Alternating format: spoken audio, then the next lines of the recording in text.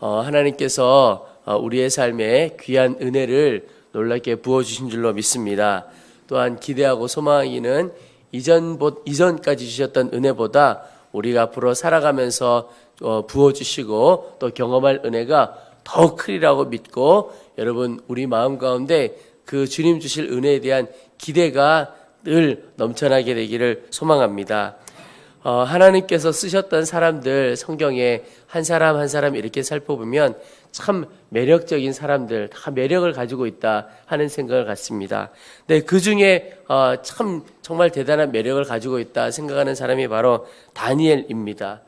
다니엘의 인생을 보면 참 놀랍다고 생각되는 것이 많습니다. 근데 그 중에 하나가, 이 다니엘은 한 나라의 굉장히 높은 지도자로 살아가게 됐죠. 그런데 그는 나라가 여러 번 바뀌는데도 자리를 잃지 않고 그 지도자의 자리를 계속 유지했던 사람입니다. 그가 그 자리를 유지하려고 어떤 곤모술수를 쓰거나 이랬던 것이 아니고, 그 나라가 최고 지도자가 이 사람을 필요해서 계속 썼던 사람이죠. 그리고 참 놀라운 것은 그가 그렇게 지도자로 살았다는 것뿐만이 아니라 이방인이었다는 겁니다. 그 나라 입장에서 보면 이 다니엘은 외국 사람입니다. 그리고 포로 출신입니다. 그 나라 지도자, 그 나라의 입장에서 보면 이 다니엘이라고 하는 사람은 포로로 끌려온 이방인 출신인데, 나라가 여러 번 바뀌는 중에도 굉장히 높은 지도자의 자리에 있었던 사람이죠. 참 매력적이고 귀한 사람이다 하는 것을 봅니다. 그를 비방하려고 하던 사람들이 그러다 보니까 여러 곳에서 일어났죠. 그런데 비방하려던 사람들이 이 다니엘에게 있어서 허물을 찾으려고 무지 애를 썼습니다. 그런데 아무런 허물을 찾을 수 없는 겁니다. 딱 하나, 하나님을 믿는다는 것 외에는 허물을 찾을 수가 없었습니다. 그런데 그 이방 나라의 왕이 이 다니엘을 보고, 네가 섬기는 하나님이 참 하나님이다. 다니엘 2장에 보면 너희 하나님은 참으로 모든 신들의 신이시요 모든 왕의 주제시로다. 다니엘의 인생을 보면 너무나도 멋진 신앙의 모델이 되는 인생이다 하는 것을 볼 수가 있습니다. 그래서 우리 미국 감리교 목사님이신데 E.M. 바운즈라고 하는 목사님이 계십니다. 그분이 다니엘의 인생을 이야기하기를, 다니엘은 가장 불리한 환경에서 단호하게 신앙을 지켰던 청년의 뛰어난 본보기다. 다니엘은 결정적으로 우리가 신앙적인 환경에 있지 못하더라도 분명히 하나님의 종으로 살 수 있다는 것을 증명했다. 그는 하나님을 경외할 줄 모르는 이방인들 가운데서 살았다. 성전에서 드리는 예배도 없었고 안식일도 없었으며 읽을 하나님의 말씀도 없었다. 그러니까 다니엘이 처한 상황은 믿음으로 살고 주님 섬겨갈 만한 환경이 아니었다는 겁니다. 그럼에도 불구하고 정말 귀하게 하나님을 섬겨가는 사람이었다라고 하는 거죠.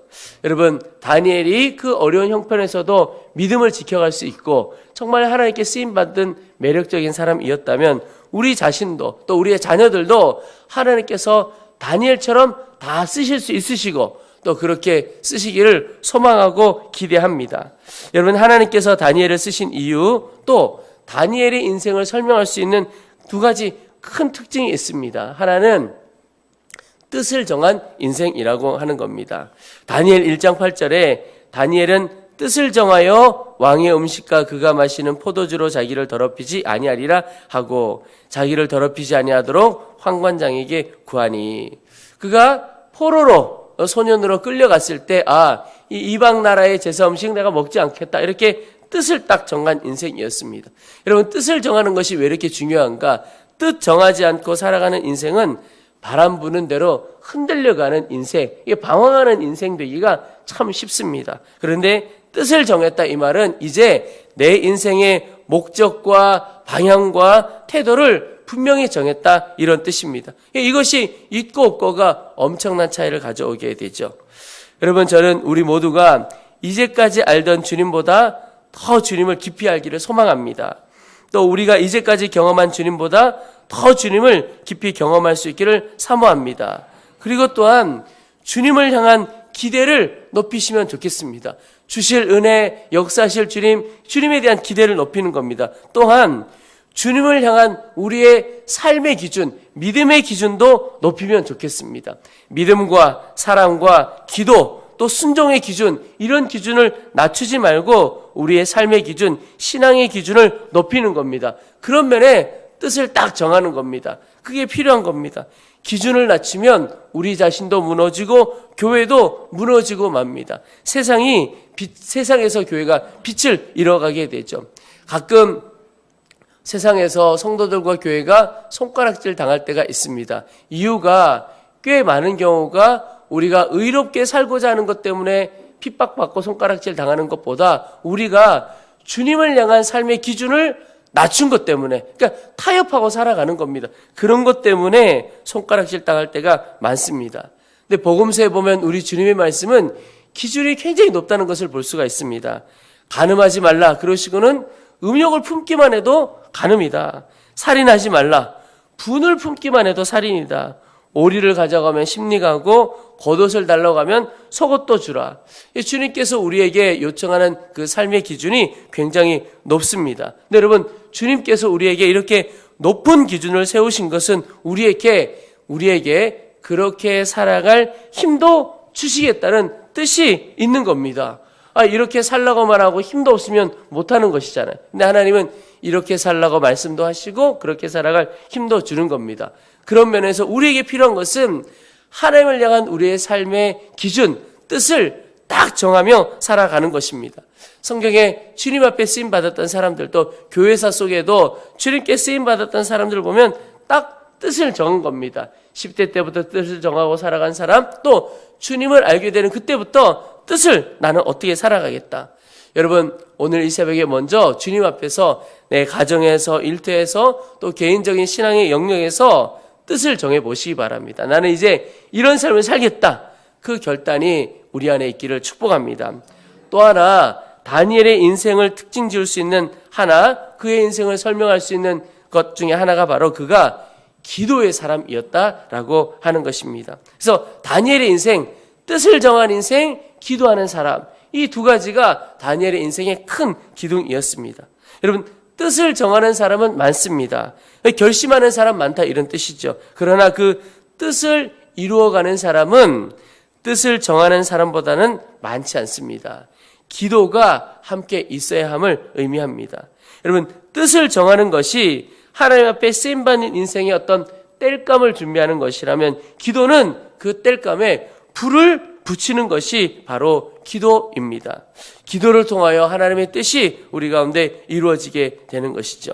오늘 우리가 읽었던 이 다니엘 6장 10절, 짧은 한 구절의 말씀인데 다니엘이 어떻게 기도했는가를 분명하게 보여주는 말씀 구절입니다. 첫째는 다니엘은 하나님께 다 맡기고 기도했던 사람입니다. 1절에, 이 10절에 보면 먼저 첫 구절에 이 조서에 왕의 도장이 찍힌 것을 알고도, 이 구절이 의미하는 것은 다니엘이 하나님께 혼전히 맡기며 기도했다는 것을 보여주는 겁니다.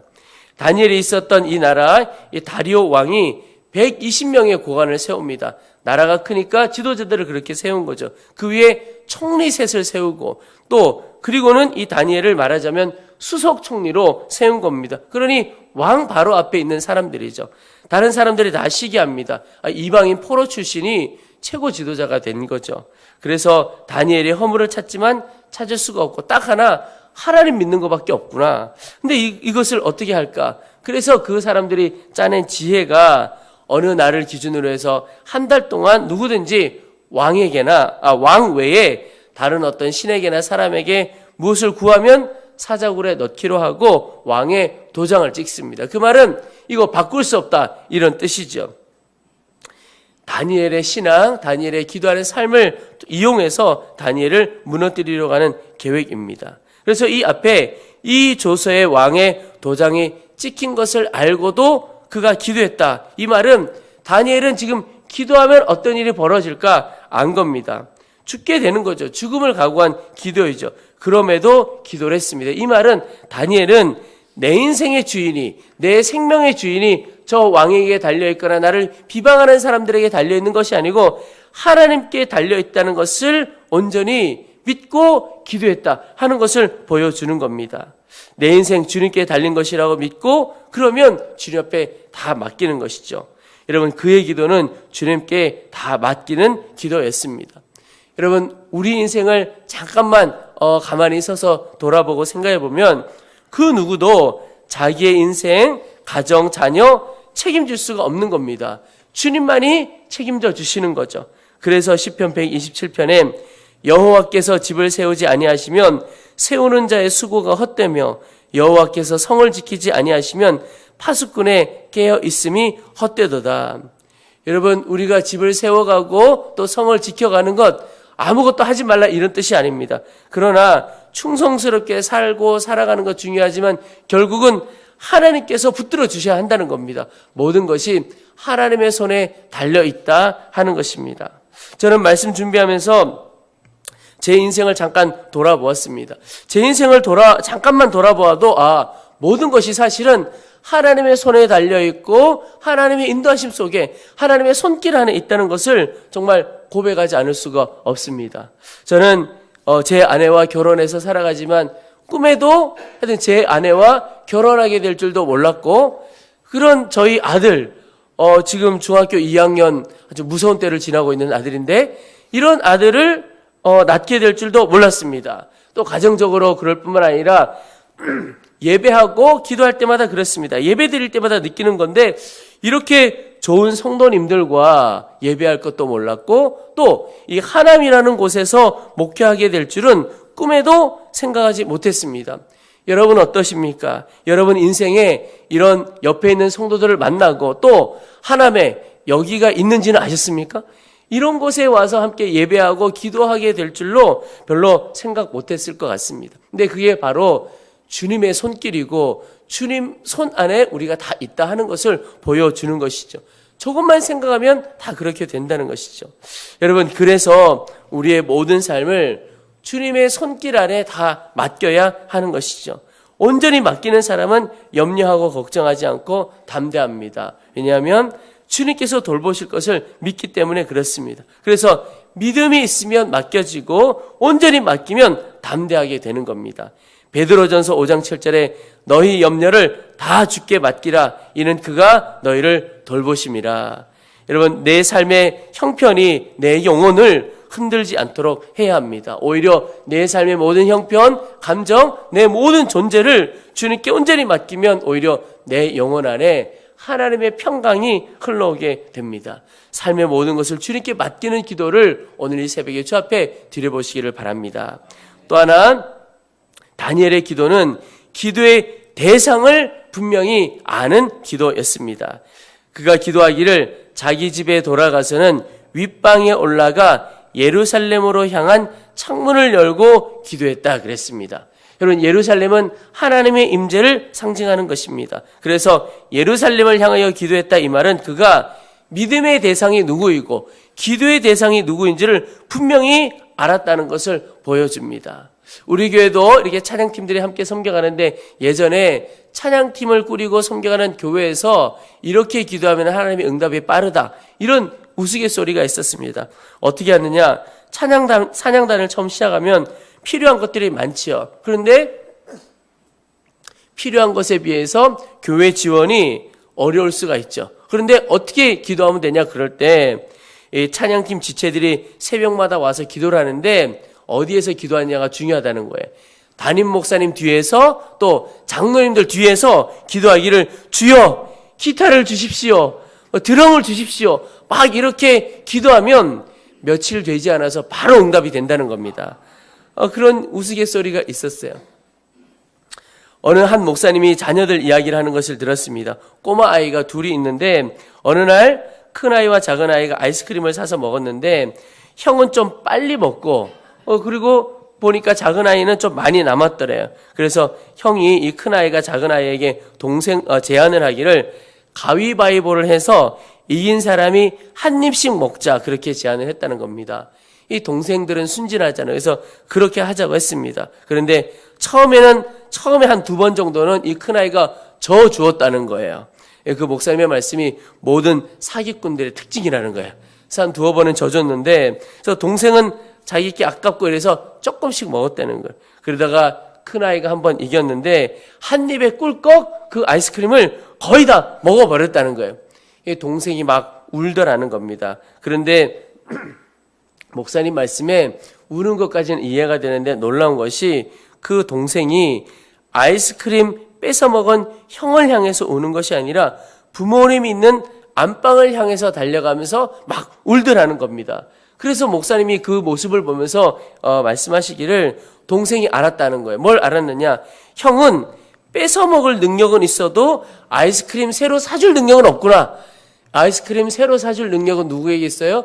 부모님에게, 엄마에게 있다는 것을 알고 엄마에게 달려가서 울었다는 겁니다. 여러분, 이 말은 기도의 대상을 우리가 분명히 알고 기도해야 한다는 겁니다. 하나님께 기도해야 하는 거죠. 근데 물을 수가 있습니다. 아니, 기도를 다 하나님께 하는 것이지 하나님 아닌 분께 기도하기도 합니까? 그런데 여러분, 그렇지 않습니다. 우리가 모습은 기도하는 것 같아도 우리의 마음이 전심으로 주님께 향하고 있는 것은 좀 다른 문제입니다. 솔직하게 우리가 고백을 해보면 기도의 자리에 나와 있기는 해도 마음속으로는 이 문제는 누군가에게 가면 해결받을 수 있지 않을까? 누가 나를 도와줄 수 있지 않을까? 그 생각을 하고 있다면 제대로 기도하고 있는 것 아니죠. 역대하 16장에 여호와의 눈은 온 땅을 두루 감찰하사 전심으로 자기에게 향하는 자들을 위하여 능력을 베푸시나니 그랬습니다. 여러분, 하나님이 전심으로 자기에게 향하는 자를 찾고 그에게 능력을 주신다는 겁니다. 이 말은 우리가 마음이 주님을 향하여 주님께 기도할 때 하나님의 역사가 있다는 것을 보여줍니다. 여러분, 우리가 기도할 때 하나님께서 누군가가 생각나게 하시고 그에게 가보라 이렇게 말씀하실 때도 있습니다. 그러면 그에게 가는 것이죠. 그런데 하나님이 그런 말씀도 하지 않았는데, 그런 마음도 주지 않았는데 이미 내 마음이 기도의 자리에 와 있지만 마음은 다른 곳에 가 있어요. 그러면 기도의 대상이 분명하지 않았다는 것입니다. 여러분, 기도의 자리에 몸이 오지만 마음이 오지 않는 그런 기도자가 아니라 몸과 마음이 선 존재가 주님을 향하여만 딱 서 있게 되기를 축복합니다. 그것이 정말 주님을 의지하는 자의 기도입니다.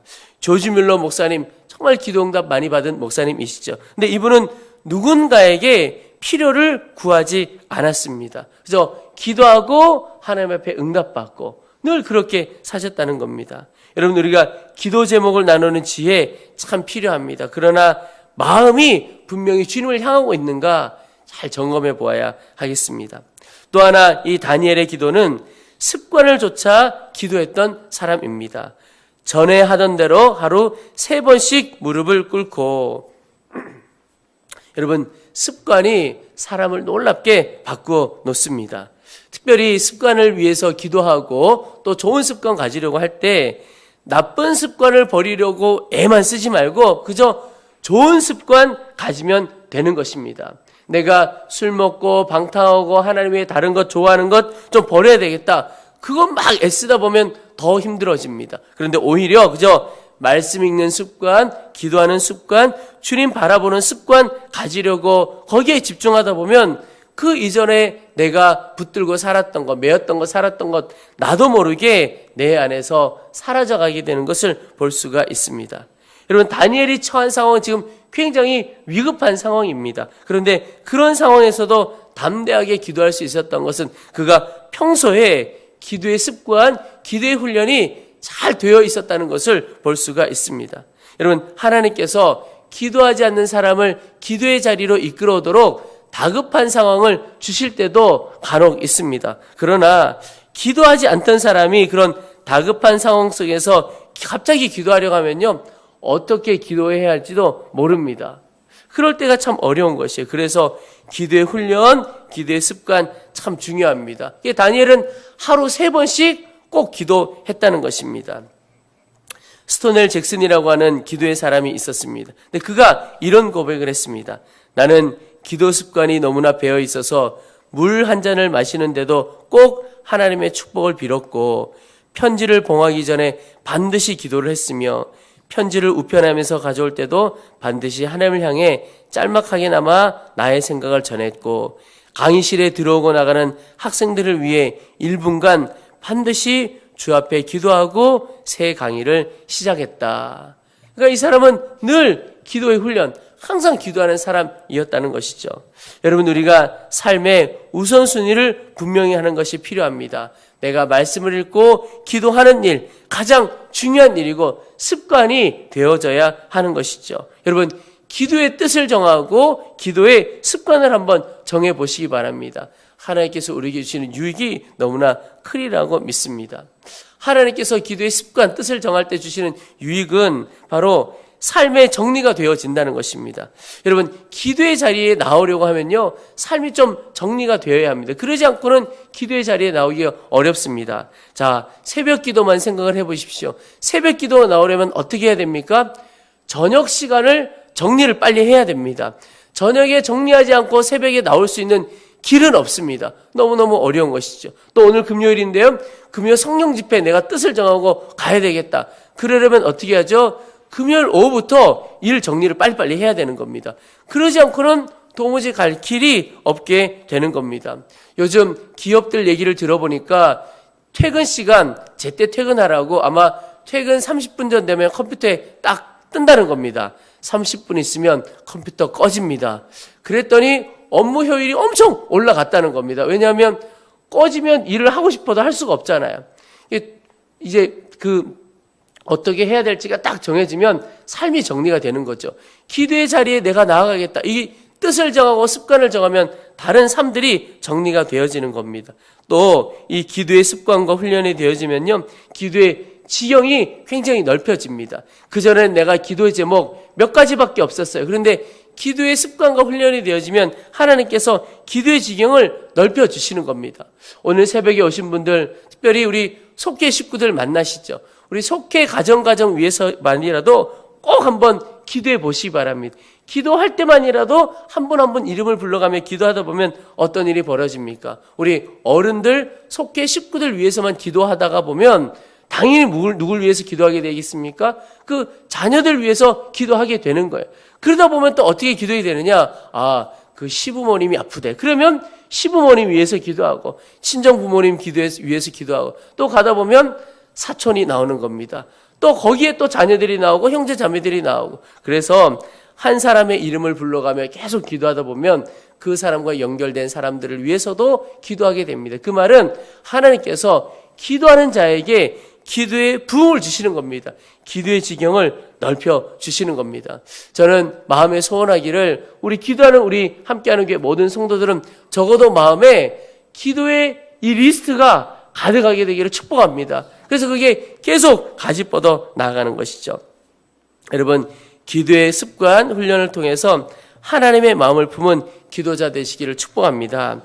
그리고 다니엘의 기도, 오늘 이 6장 10절에서 보여주는 마지막 모습이 바로 분명한 믿음으로 기도한 겁니다. 마지막 9절에 그의 하나님께 감사하였더라 그랬습니다.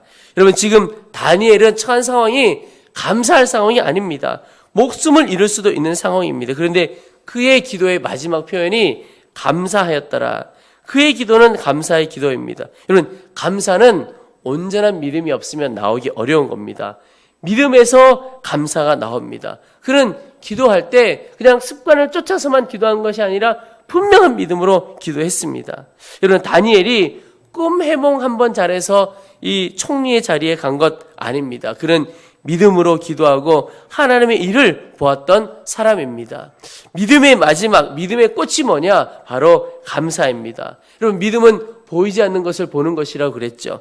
그것을 보이지 않는 것을 본 사람만이 감사하게 되는 겁니다. 여러분, 우리가 각자 처한 상황, 우리나라가 처한 상황은 참 어렵습니다. 그러나 어려움이 크면 간증도 큽니다. 하나님의 역사를 그렇게 경험하게 되는 것이죠. 여러분, 주님 앞에서 뜻을 정하고 우리 다니엘처럼 기도하며 나아갈 때 하나님께서 우리에게 큰 간증도 주시고 또 우리의 삶이 하나님의 살아계심의 증거가 되어질 줄로 믿습니다. 우리 자신도 또 우리의 자녀들도 다니엘처럼 별과 같이 쓰임받는 귀한 인생 되시기를 주의 이름으로 축원합니다.